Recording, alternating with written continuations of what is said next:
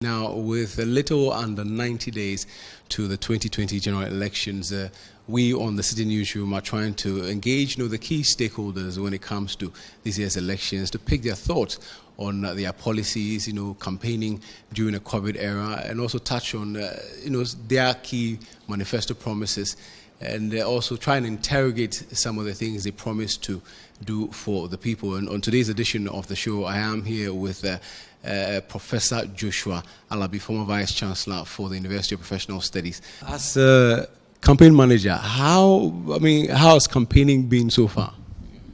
I must say so far, so good. We've been to the voter region. From voter region, went to tea. It was also almost the same. The reception, very beautiful. Sometimes people block us by mounting roadblocks in the middle of the road when they know we'll be passing by and we may not have time to talk to them. 87 or so days to, election day. Your message book, your manifesto, you're promising jobs, prosperity for all. Break them down for us. Let's come to the TVET. What the NDC is bringing on board this time is that we have people who may be dropped out of school, but they are capable of doing something else. So we want to assist them to develop the talent. So, for example, you want to be a carpenter, and you are good at that. You want to be a welder, you are good at that. The NDC will be identifying the master craftsmen all over the country, and we'll create a data bank for that. So for those who want to go into vocational training, where they want to go to the master craftsmen, like those things we call them apprentice, right? What blocks them from going has been the fees, because they also charge in a way. So the NDC government, the incoming government under His Excellency John Mahama, will be absorbing the fees. Now, when upon completion, the fees that they charge, normally they have what they call the release fees. NDC will take that up and also give you the necessary tools for you to start to work. Now, you've been with the former presidents on the road. I recently listened to a video clip of his where he was talking about the fact that looking at the advanced age of the current president, if the natural order of things flow, the current president is likely to go before the people who were gathered, the young ones, and that the debt that has been accrued, he would leave it. I don't know. I'm sure you were there. I'm older than you. All things being equal, I will leave you. Is it not true? I tell my son, all things being equal, I'll leave him. Unless, the exception comes. But all things being equal, I will leave you. Okay. Now, it means that you have an interest in what I do, which will have an effect on your life. You follow? Yeah. So that is the context. But some say he was playing God, because you never know. Let them say. In Ghana, even when you marry one, they say trouble. You marry two, they say trouble. You marry three, trouble. So let them say. But what I'm saying is that you being 30-something, and me being 60-something, all things being equal, I leave you. So if I'm a leader today, you should have interest in what I leave for you. So if I go about borrowing by heart for you to come and pay, you should have an interest to address that. That's all what he wanted to say. Is it wrong to talk like that? When you look at something like the Ejapa deal, for example, I don't know what you make of it, but the CSO still insists that the deal is a bad one and should be cancelled. The government also is adamant, essentially saying that if you look at gold prices as we have it now, about 1,700 or so plus an ounce, we are in a position to actually benefit from a natural resource. Where do you stand on that? That deal stinks. And sometimes when I get young men like you throw this question at me, then I ask myself, are they also thinking of their future? That deal you are going to pay. Are you aware? If we decide to keep quiet, and this is to the youth, we decide to keep quiet and allow politicians to have their way, which will affect our lives in future. Tomorrow, when it gets to your time to run affairs of this country, my brother, you have no country to run. So you, throwing this question, you should have an interest in that particular deal. And ask yourself whether it's good for you. When the time comes, you are going to pay. That deal Stinks. And that's why, apart from the government, almost everybody is talking about it. But because they have power, they are trying to push it through. My president is SN John Dramani Mahama. Says when we win, he will not respect that one. And we will not respect it. Because we disagree with the deal. You push it through parliament because you have majority, fine. Now, apart from the minority in parliament, almost everybody talking about it. You are still pushing it. When we win, we will not respect that one. We will not respect that one. And we will not respect that one to protect people like you. So when it gets to a time to run affairs of this country, it will be easier for you. I tell you, if you keep quiet and it gets to a time and there's no money for you to run this country, there's no money for you to run the country, the tolerance level of those who come after you will be very serious. In fact, if you don't take it, they'll come and beat you in office. Because they will not understand that there's no money. They will understand that you are not performing.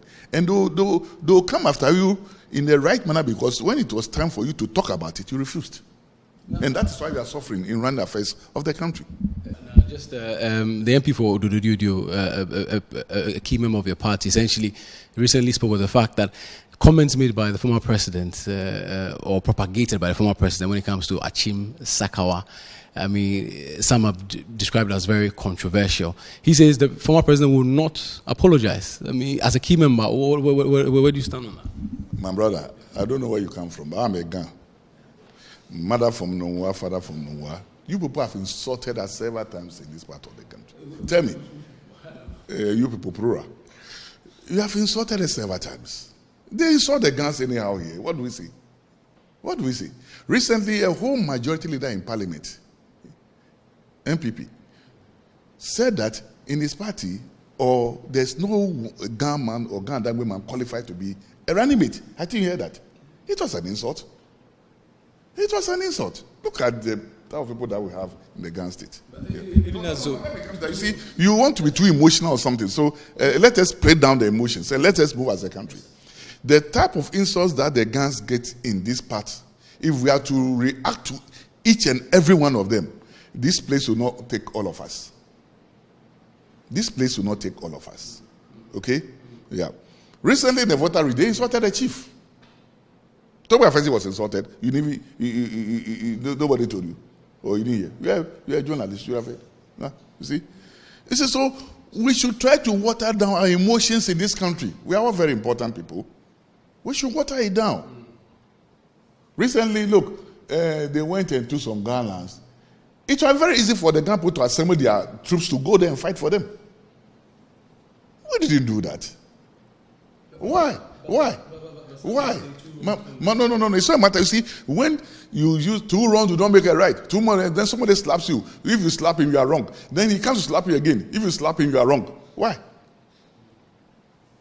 Why? Look. Let me tell you something. I'll ask you something. 2 wrongs, you don't make it right. I'll ask something. You're a young man. Let's take it that we are married. Then you go to the market to buy foodstuffs. Yourself as a man, you like to cook.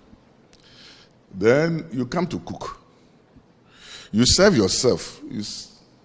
Then somebody comes from outside. Just as you are ready to put the food in your mouth, he comes to hold your hand. Stop it. This food belongs to me. So you are a gentleman. Then you give him. Because you are a gentleman. 2 wrongs don't make it right. You won't fight him. Then you give him. The next day, you are sitting in front of your door. The gentleman knows that this is how you are. Then he comes again. The young man, clear off from the door. I'm going to meet your wife. Then you tell me you're a gentleman. Well, so essentially what you're saying is that the former president is not going to apologize. Essentially, that's that. I personally think that if he apologizes, he's endorsing ethnocentric this in this country. Of course, yes, because now everybody will start asking people to apologize. I don't think we can contain that in this country. The Osumancha will say apologize the next day because he has seen that happen. The Yana will say apologize because he has seen that happen. Do you know the no apology we shall be facing in this country? Are you saying we should allow such comments to... My brother, in life, we water down a lot of things for us to move as a people. Tolerance. Bring down your emotions. Right? It's very, very important for collective survival. Tolerance. Water down emotions. is important for collective survival. Even in your own house with your family and your children, when you walk out, your wife and your kids can talk about you. Do you know that? Yeah. But that doesn't mean they don't love you. They love you. These things are normal way of this thing, people living together. And we should stop that. I think that we are going too far with some of these things. We should stop that. I disagree with the emotions that people... Look, there was a time somebody said the country belongs to them. Did we ask them to apologize? There was a time they said non-ness and guns are some sort. I don't want to repeat some of them. By a prominent person. Did we ask them to apologize?